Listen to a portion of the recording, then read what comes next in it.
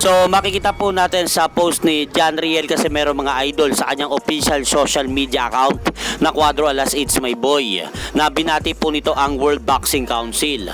So ano pong ibig sabihin ng pagbati na yan ni John Riel Casimero sa World Boxing Council? At sinabi pa nito na hello WBC. So ang ibig sabihin po ba ng pagbati na yan ni Cuadro Alas sa World Boxing Council mga idol? Ito na po ba yung unang laban na pinirmahan nito na 3-fight contract sa kanyang promoter na si Koki Kameda dahil mapapalaban siya sa isang WBC World Title Eliminator. Dahil kung maalala nyo po mga idol, naibalita ko na po ito kahapon, ang matunog na laban ni Cuadro Alas sa susunod na buwan ng Disyembre ay isang title eliminator. At sinabi na rin po yan ni Papsi Kultura kahapon nang naiblog po natin ito kahapon. So hindi po natin alam kung saan division lalaban si John Riel Casimero, kung sa 122 ba o sa 126 pounds division.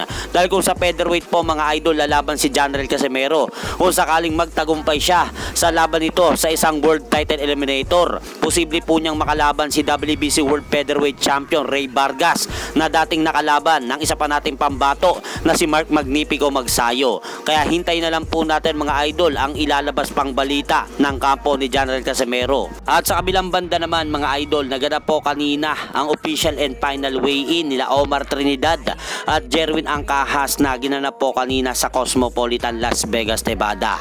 At kapwa tumimba nga po sina Jerwin Angkahas at Omar Trinidad sa timbangan ng 125.5 libra. Kaya kapwa nga po nilang dalawa nakuha ang tamang timbang sa featherweight division. At sa nangyaring paghaharap ng dalawa mga idol, makikita po natin na medyo lamang po itong Amerikanong boksingero na si Omar Trinidad sa ating pambato na si Jerwin Angkahas ng tangkad. At makikita rin po natin na naging mainit nga po ang titigan nila Angkahas at Omar Trinidad sa kanilang nangyaring final face-off kanina. At abangan po natin bukas ang magaganap na bakbakan ng dalawa. Kaya suportahan po natin si Jerwin Angkahas mga idol na makuha po nito ang panalo. Hanggang dito na lang po muna ang aking update sa mga kaganapan sa mundo ng boxing. At syempre mga idol, huwag nyo rin pong kalimutan, pakisuportahan nyo naman po muna ang ating munting channel. Maraming salamat po.